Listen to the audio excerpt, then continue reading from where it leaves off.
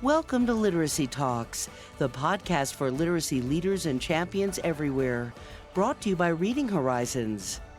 Literacy Talks is the place to discover new ideas, trends, insights, and practical strategies for helping all learners reach reading proficiency. Our hosts are Stacy Hurst, a professor at Southern Utah University and Chief Academic Advisor for Reading Horizons. Donnell Pons, a recognized expert and advocate in literacy, dyslexia, and special education. And Lindsay Kemeny, an elementary classroom teacher, author, and speaker. Now, let's talk literacy. Welcome to this episode of Literacy Talks. I'm Stacy Hurst, and I'm joined today by Donnell Pons. Lindsay is teaching. She's doing the thing, as we say, so she couldn't join us today. And we have a very special guest, Dr. Patrick Kennedy. We're so happy you're with us. Thanks for joining us today. Thank you so much for having me. Yeah, and we have been talking. If you've been listening to the podcast, you know that we've had several episodes on assessment. And today we invited Dr. Kennedy because he wrote an article in the Reading League Journal, the January-February edition, and it is all about dyslexia screening. So as you can imagine, this is right up Donnell's alley. But I was just saying before we started to record, I've read it twice and I'm so excited to talk about it. But before we talk about the article and all things screening, Dr. Kennedy, could you give our listeners just an idea of your background? Yeah, Or where you happy teach? to. Yeah, yeah. I tell people in some ways I was maybe sort of destined to end up somewhere in the field of education. Both of my parents are lifelong career educators. My dad was an elementary school principal for years and years and years. Oh. My mom was a high school English teacher and then eventually a school psychologist. And so in some ways, I really didn't have much choice. I mean, obviously I did, but was certainly exposed from a very early age, just to the idea of education, and saw firsthand, even as a young child, like the anecdotal stories around the dinner table, right? About like, well, here's how we're impacting kids today, kind of a thing. And so, but I guess my journey towards becoming, I don't even know, I don't necessarily consider myself an assessment researcher, but I guess that's sort of what I am. So my journey there, I think, really started when I got into college. And again, having this background with educator parents, reading obviously was a huge thing. I loved reading, loved literature, was just really inspired by so many authors. And so I was like, well, I'm going to go into English literature. That's a really useful field, right? There's so much I can do with that. I won't have to be a teacher that way. And so again, sort of this early sort of like, well, there's this real power and value in reading, but not really knowing where to take it, but not wanting to be, a classroom educator. And so I think it really started as I ended up in a intro to psychology class. And that really sort of opened my eyes, right, to sort of the cognitive side of things and sort of what's going on when we're reading, and sort of the idea around the scientific method, and just sort of like how do we learn, and how do we make improvements for kids, learn about how students are learning and how to make improvements for kids. And so one thing led to another. That led into working as a research assistant on our educational research project, and has just continued to pique my interest, learned about formative assessment, and so went back to school, got my PhD, and now for the last, almost 2 decades, I've been working on DIBELS and other sort of early literacy screening kinds of work. So yeah, I guess that's the short version. That's a great path to where you are. And I personally, I'm a fan of DIBELS. In our state right now, we're using Acadience, but we did use DIBELS. And I've heard rumors that we might be going back to DIBELS, which I secretly kind of hope. I hope everybody from Acadience is listening. I mean, Acadience is great too. Yeah, I mean, one thing that I'll just sort of preface all of this with is obviously I'm biased, right, as my experience with DIBELS, but I really care passionately about sort of making the difference for kids, and all these systems are, do many of the same things. So I don't want this to be certainly an advertisement for Dimples necessarily, although I do think there are some benefits that we offer. But I think the key takeaway, yeah, is that early screening, sort of regardless of what system you use, is a critical aspect of improving kids' lives. That's a Yeah. great point because that's been happening. And I do remember I've been in our state long enough to remember when we didn't have those screenings in place. And I can tell you, my experience varied greatly once we started using those screenings. So, and the Yeah. way that we were able to help service children. So, Patrick, I'm just going to lead with when our listeners go to Google your name, be sure to include that you're in Oregon because otherwise you'll get a different Patrick Kennedy. I realize that. So just know that you share a name. Yeah, And then when you do put in Oregon, you get a lot of great information about your background. So I had that happen to me. I'm just putting that out there for our listeners. it is a very common name. And some associations are better than others, but yes, it's Right. important. Not all Patrick Kennedys are people that you want to Google, but please do include the University of Oregon. And you'll be richly rewarded. There's a lot of information, including this information about the article. And I'm glad Stacy mentioned that because it is an article you can share with and should share with others who might be in the arena of working around screening. So it could be within a school, it can be legislators. And I'm thinking about this, and boy, is this a really good time to be talking to you because it has been a legislative session and screening comes up during legislative sessions as it should. And there's conversation around how can we improve it if we're not really doing it? How can we engage? And so, what I really kind of wanted you to do for us, because I love your article, but you also do a really good job of backing things down to understand why True. screen and screening at different ages, because I think people all have an idea in their head of what they think screening is. So that might be one thing you could address with us is what screening is, and then maybe how it changes as a student gets older. And maybe start there for us, Patrick. Sure. Yeah, I think I thought the opportunity to write this article was really it was a rich experience for me just because it really made me sort of sit down and break it down sort of like the way that you're asking me to now. It's like I mean, obviously I have a lot of experience in it, but you're right that I think people tend to get a sense of that screening is this one thing or another thing, and I think it's really important to realize that sort of, I mean, although at the surface or at the base level, right, like the concept is the same, right? Like you're administering an assessment and you're trying to make decisions around what kind of needs a student has. Sort of what that process actually looks like really can vary quite a bit.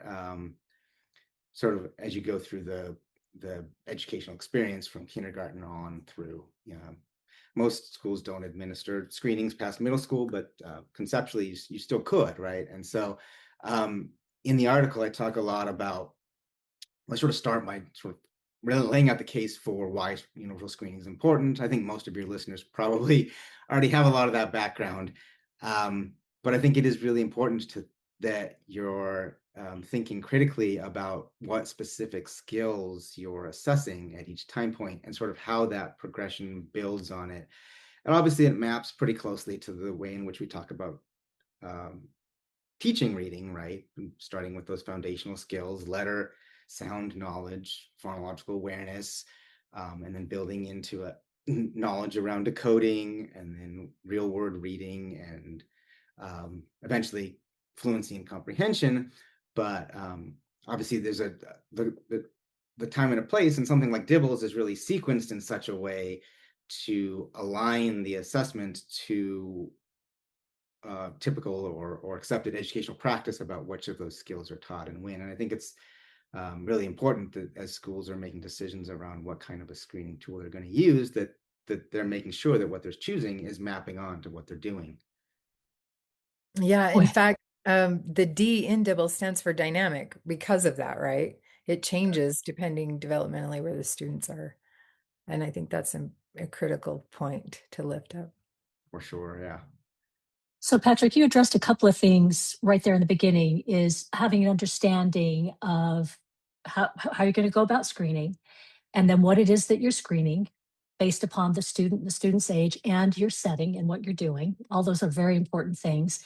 What are some other hurdles that you run into sometimes when you're working maybe with a site, or when say a school wants to start screening? What are some hurdles they run into beyond these? I mean, I think one that we hear constantly, and I don't necessarily have a really good answer for it, but there's the challenge, the time commitment, right? It's sort of like Yeah. the how much time it takes to do the assessments, and um, it's a it's a complicated trade-off, right? Like there's only so many hours in the day, that you only get so many days in a year to do instruction, and you don't want all of that time to get eaten up with assessment, which is one of the reasons why the DIBELS and many of the assessments like them are fluency based, right? Is it is time constrained, so you're not administering a set number of items or a set number of questions to a student, but you're essentially measuring how fluent or how skillful they are within a specified period of time. And we put a lot of thought into that, particularly around the most recent version of DIBELS, which, gosh, has now been out 7 or 8 years. But when we were sort of thinking critically about what we wanted that to do and look like, we were very intentional about which skills are assessed when. DIBELS has had a long history, and most formative assessments have, going all the way back to Stan Dino and colleagues at the University of Minnesota, gosh, probably close to 50 years ago now, about doing things efficiently. And so it's been a standard for a long time that individual subtests, which typically each measure one sort of discrete skill, are administered for 1 minute at a time. But then we're very thoughtful about sort of how many times a year screening should happen, and ways in which you can set up the system such that once an individual is trained in a formative assessment tool, that they can deliver it efficiently. There's not a lot of time spent with instructions and examples, and so that it's just sort of get in, see how the kid is doing, and move on to the next thing. So I think timing is a huge piece. There's also the idea around training and knowledge. Obviously, these tools are most useful when they're implemented with fidelity. So there's a lot of effort that needs to be put into making sure that the administrator or the assessor has the skills, and has practiced, and is fluent with administering them, so that you have confidence in the kinds of decisions you're making around the scores that you're getting from students. Those are probably the 2 biggest kind of challenges that we often deal with. Yeah. And how faithfully, Patrick, are people then taking the data and doing something about the data? Oh, That yeah. well, that is the million, billion, $1 trillion question. One of those. I don't know what inflation Yeah, is, One of but those there's a hefty lot. ones. Yeah. that is sort of the critical question, and it varies. I think it's certainly schools have gotten better over the last decade or two Yeah. as they have gotten more familiar with these kinds of processes. You guys had an episode, I don't know, was it last fall maybe, around MTSS? Hmm. And so sort of similar to that, you can see that implementation has definitely improved over the years. There's I guess another challenge sort of is leadership and leadership turnover. We often see schools that sort of do this sort of wave of, well, we build some momentum, we have some leadership, we get some training, we sort of get on the ball and get things figured out, and then the leader moves or leaves, and then perhaps a lot of the momentum and also institutional knowledge might go with that person. Yeah. So I think it's a constant battle, and I think the episode, particularly around MTSS, is a really important one. Just the emphasis that assessment, sort of the foundation bedrock, but it's just one piece of the full sort of MTSS system. And but of course, if you don't do that one with fidelity, then the whole system sort of falls apart. So Yeah. Yeah. Well, you've touched on some really critical key things already. Just listening to you, Patrick, describing what goes into thinking about a screener, that that just ought to give us a touch of appreciation. Because I mean, you didn't even get into the nitty gritty where we all could have gotten lost very quickly, at least the rest of us could have. But just about how carefully these are designed, because you are thoughtful about what it is you're measuring and how you're measuring it in order to get what you say are results that you know or can have faith in, that these results are telling me what I need to know, right? Yeah, for sure. And Yeah. there's a whole world of statistical jargon and mumbo jumbo and psychometric kinds of terminology that I try not to get too much into in the article, but most folks at least heard of the terminology around like reliability, Yeah. which the extent to which you're measuring the same thing over and over again. Validity, the extent to which you're measuring the thing that you think you want to measure, or the thing that you say you're measuring. And so, yeah, as you said, Danielle, we put a ton of time and effort and thought into ensuring that the content itself, but even the whole system around it, like the administration guidelines and the training materials and all of those sort of peripheral pieces of the system are all really designed to maximize the chances that someone with good intentions, at least, and a modicum of training, can implement this in a way that they do have trust that if they were to give this same assessment to the same student 5 days in a row, they should get pretty much the same score all 5 days, because they should be getting a consistent measure. And if you're not, you can't have faith in which one of those data points is the right one, right? So so that all gets back to all of the work we've done around making sure that DIBELS and all of this assessments, again, do the same kinds of things, that these kinds of tools are reliable, and also valid in that we're, again, it goes back to those scope and sequences, the kinds of things that schools teach. We're assessing letter sound knowledge and letter name knowledge, because that's the foundation of what you have to know before you can start putting meaning to those symbols on the page. And so, yeah, it's many more people than just me. There's a whole team, and of course, for years and years before me, there's a 25-30 year legacy at the University of Oregon around DIBELS, and all of that work has all been towards ensuring that the number that a teacher sees at the end of the day is both a reliable and valid indicator of what that student, hopefully, of what that student is capable of doing. At the very least, it's a valid indicator of what that student did that day. Yeah. Yeah. Yeah, and just another plug for the article, because you do such a good job of really, I feel like, laying it out. And then also, you don't get too hung up in jargon, but what you do describe about validity and reliability is very clear. In fact, as somebody who is responsible for teaching these concepts to pre-service teachers, I definitely took notes. I'm like, oh yeah, if I say it this way, I think they'll understand it a little bit easier. You can tell you've been at this for a long time, but also the way you translate it is fantastic.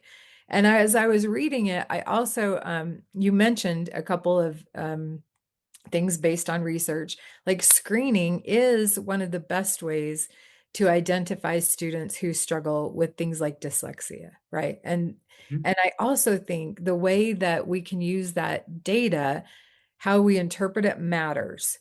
And so you also mentioned that it is a screener, right? Then you need to be more diagnostic once you have identified somebody who needs, who's not meeting the benchmark, so to speak. One thing you also mentioned that can be used, a screener can be used for, and I know DIBELS used to have this as an element in its reporting system, was how effective your tier 1 instruction is in relation to, all of your students, in relation to where they should be, perhaps, or the majority, how many of your students are hitting those benchmarks. And I, as a literacy coach, I kind of leaned into that, but I think my teachers weren't at a space to really understand that, because sometimes screening even can be used as such a high accountability measure that we don't get all of the things we can out of it. And I don't know if you've seen that in your work, but I think a screener is a screener. And as such, it by definition has some limitations, but it also has more use than I think we're used to thinking of, right? Oh yeah, for sure. And I think that's I think you hit on a really critical point, right? That it's not just or that we can use these tools not just to inform things, decisions around individual students, right? Or even a classroom, but the data can be used in a way, aggregated up to provide an indication of the health of your MTSS system or your tier one instruction specifically, or all of these various things. And I think that's we do still have a report that does Oh, that. okay. That's definitely, I think, going back to your point, Danelle, it sort of challenges schools. I think tend to do a pretty good job of training teachers or whoever's doing the assessment to deliver it, and maybe make a sort of base decision around, well, this information tells us we should do something about this student. They're struggling with decoding, so we need to deliver a decoding intervention or something like that. But and it also goes back to my point earlier about sort of transitions in leadership, right? But I think, Yeah. and I understand it, it's hard as a educator, right, to sort of take a critical, turn the lens sort of critically on yourself and say, well, this is actually telling us about what we're doing, not just what the kids are doing. And so I think there's a lot of potential there to use these kinds of aggregated information to inform sort of the health of the overall system. And that goes back to your point to Stacy, around dyslexia, and so the idea around screening for dyslexia isn't just that the kids struggle with these skills, because kids can struggle with foundational reading skills and on up to reading comprehension for a whole host of reasons, and maybe it's just because they haven't gotten the instruction that they need, or maybe it's that they're a language learner and they're learning English. That's a whole different system than what they've had to experience in Spanish or whatever other language they're familiar with. So not to focus too heavily on dyslexia, although I think the sort of the popularity, if you will, of the term in legislation and around the country has really given us an opportunity, right, to talk about these things. But dyslexia is really characterized by persistence in difficulty, right? So Right. all of this dyslexia, not all of it, but just about every state has some dyslexia legislation. Most of Yeah. it requires screening. And most of them require you to start screening as early as the beginning of kindergarten. Well, I think it's fantastic to screen for literacy difficulty at the beginning of kindergarten because it's a strong predictor. But guess what? Lots of kids coming to the beginning of kindergarten, it's the first time they've ever seen print. Yeah, And sure. so for those students, most of those students probably they don't have dyslexia, but they're going to look a lot like kids who have dyslexia because both groups struggle and perform poorly on dibbles or other similar measures. But so it's an opportunity really to reframe the conversation or be critical, think critically about the conversation, in that it's not just, well, this kid can't do this particular task at this time. Well, that's an indication that we need to make sure that they've had the opportunity to learn to do this task, to learn how to decode or go further back, right? But so dyslexia screening is not just poor literacy performance, but it's sustained poor literacy performance over time. And I don't know that I think I might have veered us a little bit off topic there, but Oh, I think that's one of the things that these kinds of systems like Dibbles and others do, right, is they give you a framework for assessing students at specified intervals. Typically, it's 2 or 3 times a year. And so if you're screening kids at the beginning of kindergarten, probably you don't want to make too strong a point about dyslexia risk at that point. Well, there's definitely literacy risk, but we don't have any evidence yet that they have, one, probably haven't gotten any instruction, and two, that they haven't responded to whatever that instruction is. So those dyslexia screening really should be an indication, really should be indicated by the extent to which students aren't responsive. And if they're not responding, first, probably, again, to go back to your point, right? Look at your system. Is the tier 1 instruction really doing what it's supposed to be doing? And go from there. Yeah. Yeah, and I love that we have a screener to draw our attention to those things. I also the word persist is important when we're talking about that. I also think at that point, like this, what most of our screeners have been proven to be valid and reliable, but then what we do with that data matters. So if we see a kindergartner who does not meet the benchmark, we don't just wait, we Right. intervene. So a screener is that indicator for intervening no matter what, if a student is not meeting the benchmark. But I'm also thinking about sometimes, and Donnell, you have been so adamant about this in the past too, when we say, oh, we'll just wait, we don't worry about that yet, we'll just wait.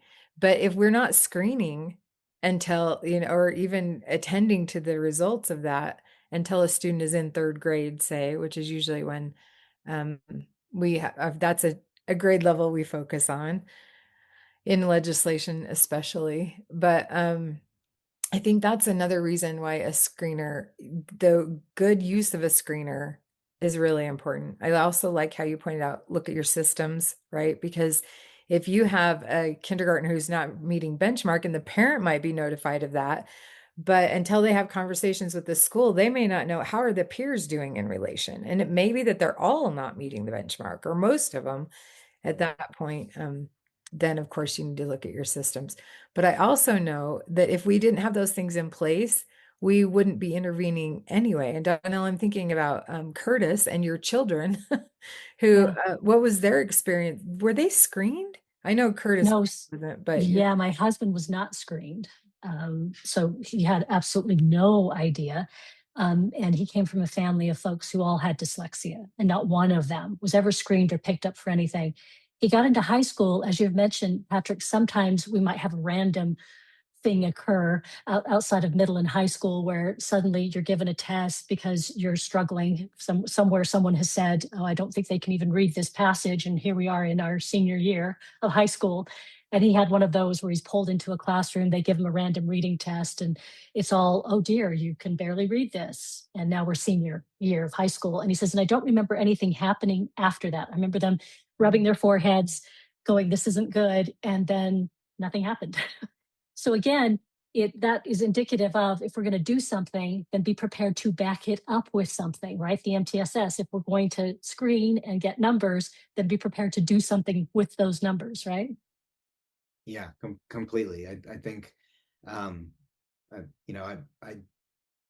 focus heavily day to day around assessment, but I work closely with folks, who are very familiar with the entire sort of fabric of MTSS. And I think it's critically important. It's in some way that's sort of patently obvious, right? But it's also worth stating over and over again, is that the assessment is the first indicator. But like if all we do is assess, then all we've done is sort of meet some base threshold of compliance, maybe, right? Or at the very best, maybe we're wringing our hands a little bit. Oh gosh, maybe something's wrong here. We got a problem. But it is just, the assessment is the foundational building block that gives you the information you need to make a change. And so you have to make the change, and you have to stick with it, and you have to evaluate in an ongoing way. What was that change effective? Are we making a difference now? Yeah. If yes, great. If not, well, now we've got more data that says whatever we've done so far isn't good enough. Teaching literacy shouldn't mean juggling multiple programs. Ascend Mastery by Reading Horizons brings it all together. A core comprehensive pre-K through 5 literacy curriculum that connects word recognition, language comprehension, oral language, and writing, built on decades of proven foundational expertise. Ascend Mastery simplifies instruction and helps every student build lasting literacy gains. Ascend Mastery will be available for district and school implementation beginning with the 2026 school year. Visit readinghorizons.com/ascend to learn more and sign up for updates. One thing I think is important too is that we don't just hang all of our hats on one assessment either. And as you're mentioning, Patrick, assessing is part of teaching. I know teachers, it's easy to think, especially if it's an accountability measure, Mhm. that, oh, that's separate from what we do. We have to do that, so we're going to do it. But I'm trying to train my students early. That number does not mean anything unless you analyze it, unless you look at what that means for that student holistically, not just on that one measure. And one thing you did mention in the article too that I was so literally, this will show you what a literacy nerd I am, but I was giddy when you brought up spelling, because I think that is such a great indicator. And And overlooked. yeah, our screeners don't typically include that. But as a teacher, I would recommend utilizing that. That's a really good indicator and something to compare to what might show up in a screener too. So you did mention spelling. And so can you talk about that a little bit? Sure. Yeah, it is certainly been a little bit overlooked, although fortunately, at least in the most recent definition of dyslexia from IDA, Yeah. it does emphasize spelling, and I think that states in particular are starting to sort of tune into that and have actually sort of started been asking for, well, you know, encoding is one one is a complementary piece of decoding, right? Not just can Mhm. they take the page and make meaning out of it, but can they put the meaning back onto the page? And so um, we are working, not to put too much pressure on ourselves, Oh, but so there is definitely value in spelling, and we see that, and we have a study underway now around sort of validating dibbles specifically, but as a screener for dyslexia. And one of the things that we're finding is we're still collecting data, but one of the things that we're finding really is that encoding piece, the spelling piece, really is a key predictor, um, above and beyond all of the decoding pieces. So yeah, I think I wish I could say that you could go to the Dibbles webpage today and download an encoding measure. I guess if you want the development version, maybe it might be up there, but yes, I think hey, that's encoding is exciting. is an important is a critically important piece of early literacy screening, and That's exciting. That is exciting. And you know, Yeah. I had the thought as I was reading your article and you were talking about encoding, the reason there are so many reasons why I think that is a powerful indicator. But one of them is when we put these kind of results in the context of the simple view of reading, I know the students I work with can really lean into that oral language to figure out what the Right. words are on a page. Even Mhm. if they're reading isolated words, you have a lot of clues, right, that Right. you can put together. But I think what spelling does, especially on the word level, is it removes all of that. You have to generate that spelling in an accurate way. And I've said for a long time, and it's not just me, I mean, researchers have determined this, if you're teaching to spelling, if you're including that, as much as I hate the word hack, I tell my pre-service teachers, if you want a simple hack for your reading progress for your students, always include writing, always include spelling with your reading instruction every day, everything. Yeah. And that is the way I think to get to proficient reading a little bit faster, but neurologically, it's more sound as well. Because Right. like you mentioned, they're inverse processes, decoding and encoding. So those pathways Yeah. are stronger. Very much so. I mean, it's in some ways it seems sort of obvious, right? But it really has not gotten the attention that it deserves. And you're right that there's no substitute for that practice, or that practice of applying the knowledge, right? And not just like using the clues around you to extract or guess, right? But like, really, can I, in my brain, right? Can I get from a sound that I'm thinking of to the physical representation of that goes onto a page that then Stacy or Donnell can look at and say, "Yep, I know what you were trying to communicate there." I'm just thinking of the possibilities. And I'm also thinking, Patrick, what are your thoughts on third grade retention bills that are coming across the country? Do you have any thoughts on that? Because across the country, I can see it's becoming a trend Mhm. where folks are going back to saying, okay, then maybe we do third grade retention. And then I see that they put a bunch of things inside the bill that are, well, you can do third grade retention, but under these circumstances, maybe you can bypass third grade retention. And some of that's collecting a history on the student. Because as we've just talked about and mentioned in the podcast here, just thinking of one subset of students, these issues and challenges with reading are going to be long term, Mhm. and they're going to be very difficult and challenging. So what are some of your thoughts on that? Have you thought about it at all? I have, and I I don't know how much I want to say on it, but no, I mean, I think I sort of get the urge Yeah, to add to push for some of that third grade retention, right? Because it is fun. There is this sort of fundamental shift in sort of this yeah. experience for students, and if you don't have that foundational skill set at the end of third grade, you're much more likely Everything else is to hard. struggle. Right. Everything else gets harder for the rest Yeah, of your schooling career. Um, at the same time, I mean, there's so many other things that go into it. I think back to the episode you had last summer with Tim Odegaard, right? And yeah, his lived experience as a individual with Yeah. dyslexia. And, that there's so much stigma around retention. And it worries me that we're just switching, swapping one problem for another, right? And yeah. so for me, I really struggle with the idea of retention generally. And I think it really goes back to the point of like, it's just another argument for this is why we have to screen early. We have to I do it. know. We have to do it right away, but we got to be intentional about it. We can't again, we can't just wring our hands and say, well, maybe we've identified a problem. Let's wait and see 6 months or a year and see if it goes away. And then it doesn't. But again, those early screening data points are really powerful in terms of your tier one instruction, your core instruction, because if half of your kindergarten students score below the benchmark, well below benchmark on dibbles, at that point, it doesn't really matter if they're scoring below benchmark because they have dyslexia or if they're scoring below benchmark because they've never seen a word on a page before.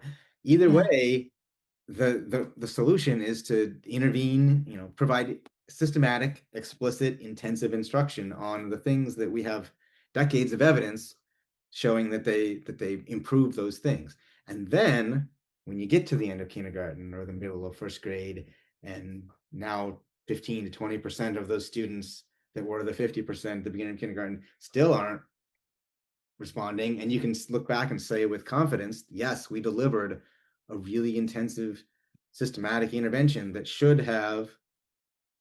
if the issue was the lack of exposure or lack of knowledge, that intervention would have solved it. And so if it yeah, didn't, now we need to intervene for these students before we get to the point of third grade, because if we're retaining them in third grade, we're just telling them, I don't know exactly what we're telling them, but we're not telling them nothing. Nothing we're telling them is good at that point. yeah. It's So not positive. Good yeah, point. so I guess that's my soapbox on that. You did a fantastic job too, by the way, Patrick, I'm going to tell you, of being very diplomatic, at the same time pointing out maybe some of the challenges, things we ought to be thinking about, some hiccups that could occur that maybe we haven't thought about. So I really appreciated that. It was a very thoughtful answer to that question. Yeah, it's great. I'm wondering, since you have such an involved history with screeners and specifically dibbles, just looking ahead, let's say we're having a similar conversation in 10 or 15 years. How do you think screening for literacy is going to evolve? Or, Hmm. or maybe how would you like to see it evolve? Yeah, those are probably not the same question. Got you. Well, you can Um, answer both if you want, or one or the other. yeah, I mean, I think, yeah, Hmm. what a great question. I mean, I think we've touched on a little bit of it, obviously. Like, we've got to get encoding in there, right? We've Yeah. got to, and we have to do it early, which is particularly challenging, right? Especially around the beginning of kindergarten. But how do you, for students that have never held a pencil, how do you assess whether they can, well, they obviously can't write letters, but we've got to think about it even that early, right? Is that Yeah. piece. I think as assessment developers or developers of these assessment systems, we could do a better sort of job of building capacity to evaluate this data, again, not just at the individual student level, because that's critical. But again, most schools don't have one or two students that are below benchmark. You've got Right. 5 or 10 or 15 in a classroom, and so then you've got to think, about what the systems level changes are that are actually going to make a difference for those students. You're obviously not doing one-on-one tutoring with, or even small group tutoring with half your classroom. So so I think as assessment systems could do a better job of giving schools the tools to do some of that work around systems level evaluation and change. I mean, there are certainly things we've been talking about, but I think we could do better. I suspect whether we want it to or not, technology and AI is going to play a big role. I mean, we already see systems that are moving towards computerized, completely computerized assessment, right? Where the student reads Yeah. to the computer and the AI system or whatever under the hood um, is actually evaluating whether the student is reading individual words correctly or not. Right now, those systems probably aren't quite good enough for me to say with confidence that it makes sense to do that instead of having an individual teacher do the assessment. And again, there's no replacement as a teacher for knowing how your individual students read or decode word, whatever the skill you're working on is. But so I think there's a danger there a little bit around relying too much on technology to do the work for us. I know, again, it gets back to the idea around like, well, everything is a time suck and we don't have enough of it. So of course, if we can offload the assessment to the computer, doesn't that just free up more time for teaching? And it does, but at what expense? And so I mean, as in every aspect of the world, right? AI is sort of has the potential to bring great gains, but it also is we have to be very intentional and thoughtful about how those things get implemented. And I think I'd like to see a system or I'd like to see it continues to where these kind of benchmark assessments, these critical beginning, middle, end of year kinds of assessments that most of these systems do, that you're still getting the human who's ultimately responsible for making sure the student learns, hearing the student reading, and so that you know what the kid can and can't do. And then these AI systems can be great practice tools, right? For immediate feedback for students. I know my kids are on one of those things, right? Where they sit there and read to it and then it says, well, you made 7 errors and these are the 7 words you got wrong.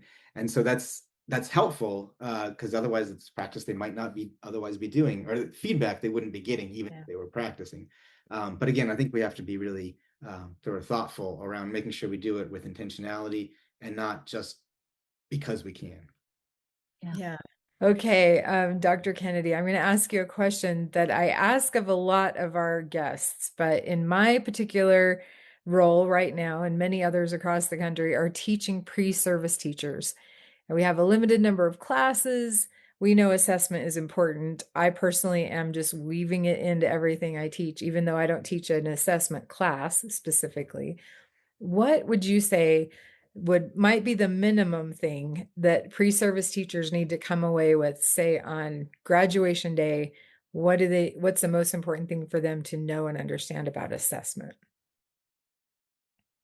That's a great question. I think the most important thing you can do for pre-service teachers, because as you just got done saying, right, it's like there's so many competing demands on their time and knowledge, and there's only so much you can fit in. But I think if you can instill in them sort of the appreciation for the process and sort of the potential value of what assessment can provide to them in the context of multi-tiered systems of support, for providing support and actually changing outcomes for students. I think if you can, if your pre-service teachers can come away with the knowledge that even if I can't give a given assessment today, that I understand why it's important and what kind of a tool it can provide in terms of impacting students long term. I love that. And what the results represent and can mean for their teaching. Thank you so much. That's very helpful. And actually, it makes it a little less overwhelming for me too, because an appreciation of it, they don't have to know every little thing, but have some exposure and experience and background knowledge. But the appreciation, I'm probably going to and, put that on and a my wall. willingness, Look at it.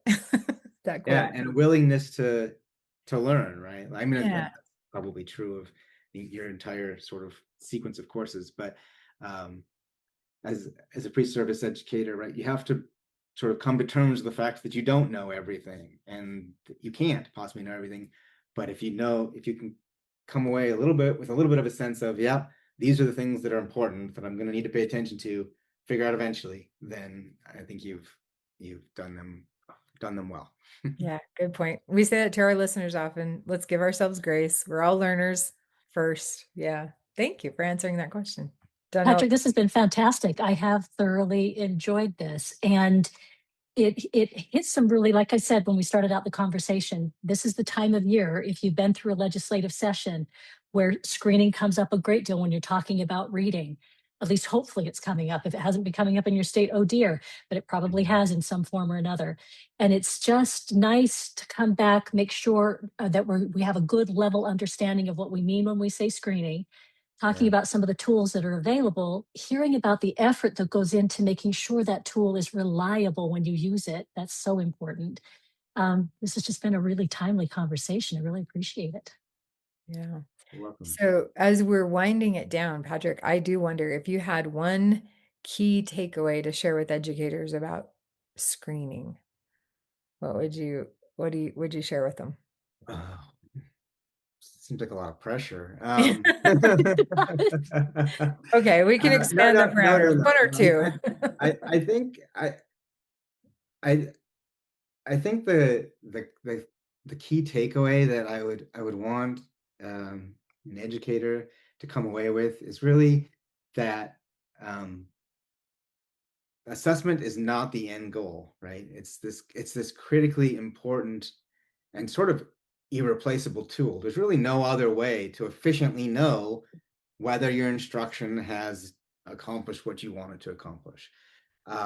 So, I mean, that's why I'm so passionate about it. But again, knowing that doesn't actually change anything. It certainly doesn't change outcomes for kids, which again, most educators I think are probably in the business Yeah. because they want to change outcomes for kids. They want them to have those opportunities that they might not otherwise have if they don't have this skill set. And so I think realizing that it is an incredibly powerful tool, but then you've got to do something with it at the end of the day. Yeah. Oh, I love that. In fact, talking about my pre-service teachers, they will be assigned your article at some point. Oh. And based on the answer you just gave, they'll be listening to this podcast episode as well. They'll be like, this is not out of my mouth. Trust the experts, right? So Well, yeah, that's a good. great takeaway. Well, thank you. It's been a real honor being here. I appreciate the opportunity. Well, it has been fantastic, and we are looking forward to work you do in the future and implementing it in our respective situations. And we would remind our listeners, if you do not subscribe to the Reading League Journal, we recommend it. Patrick's article is fantastic, especially if you've been in the position like I have, where you're like, what's the difference between reliability and validity, and how does that fit into an assessment ecosystem, essentially screening and all the things? Honestly, you do such a good job of communicating that in a simple, accurate, and understandable way. So we'll recommend it again.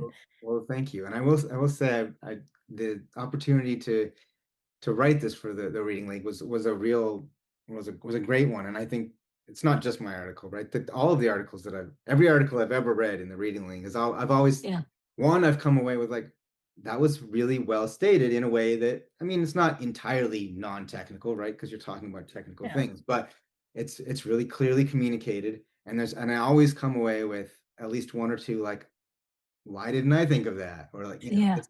I mean, it sort of ties us back to like, why do we read in the first place, right? And it's really because it gives you, not just gives you information, but it helps like form these mental models, right? And structure sort of how you think about the world. And so, and I think compared to a lot of other sort of academic journals, the Reading League, and it's intentional, right? Like this is their sort of core mission, but I think it does a really nice job of conveying important information clearly, succinctly, and accessibly. So very practically. Yeah, that's very well said.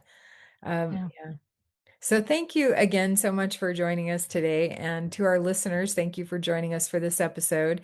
And we know you'll get a lot out of listening to this and re-listening to it. And then also we hope you'll join us for future episodes of Literacy Talks. Thanks for joining us today. Literacy Talks comes to you from Reading Horizons, where literacy momentum begins. Visit readinghorizons.com/literacy talks to access episodes and resources to support your journey in the science of reading.